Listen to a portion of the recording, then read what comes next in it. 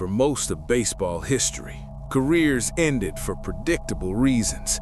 Arms wore down, shoulders failed, velocity faded. When a pitcher was finished, everyone understood why. Steve Blass was different.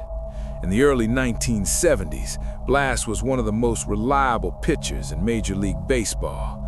He wasn't flashy, but he was durable, precise, and trusted. In 1971, he went 15-8 with a 2.85 ERA. A year later, he became a postseason hero, winning 2 games in the World Series and pitching a complete game shutout against the Cincinnati Reds. At 30 years old, he looked like a pitcher entering the most stable phase of his career. Then, without warning, his control vanished. In 1973, Blass could no longer throw strikes, not occasionally, consistently. Pitch after pitch sailed high, skipped into the dirt, or missed the catcher by several feet. In one spring training game, he walked the first 3 batters he faced on 12 straight balls. Teammates watched in silence. Coaches checked his mechanics. Doctors examined his arm. Nothing was wrong. Blass knew what he wanted his arm to do. His body simply refused to cooperate. By the middle of the season, he was no longer usable as a pitcher. He finished the year with a 9.85 ERA and 84 walks in just 88 innings. The Pirates tried everything: bullpen roles, mechanical resets, even sending him away from the team to clear his head. Nothing worked. At age 31, Steve Blass retired. There was no diagnosis, no surgery, no explanation.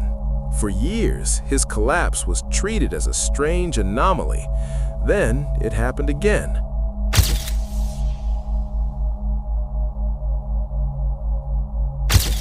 In 2000, Rick Ankiel was one of the most electric young pitchers in baseball. He had overpowering stuff, elite movement, and the confidence of a future ace. During the postseason, everything unraveled in real time. Ankiel threw 5 wild pitches in a single inning of the National League Division Series. Throws went straight to the backstop. Some never came close to the plate. The more he tried to slow down, the worse it became. He was 21 years old. Unlike Blass, Ankiel had cameras documenting every pitch. Millions watched as a pitcher who clearly possessed elite ability lost control of his arm on the sport's biggest stage. He was sent to the minors. The problem followed him. Eventually, Ankiel abandoned pitching entirely. He later reinvented himself as an outfielder, a remarkable second act, but his pitching career never returned. The pattern kept repeating. Chuck Knoblauch, once a Gold Glove second baseman, suddenly could not make routine throws to first base. His arm locked up on the simplest motion. Throws sailed into the stands. Some hit photographers. Others bounced nowhere near the bag. Knoblauch began double clutching, hesitating, rethinking movements he had executed thousands of times. Again, doctors found nothing. By the late 1990s, players and coaches had a name for it: the Steve Blass Disease. It wasn't a real medical condition. It was shorthand for something deeply unsettling: the moment when a professional athlete loses an automatic skill and cannot get it back. Psychologists would later describe it as a form of task-specific focal dystonia, similar to what affects musicians or golfers with the yips. The brain interferes with emotion that was once unconscious. In baseball, where repetition is everything, that interference is fatal. What made the Steve Blass Disease terrifying wasn't just that it ended careers, it was that it didn't discriminate.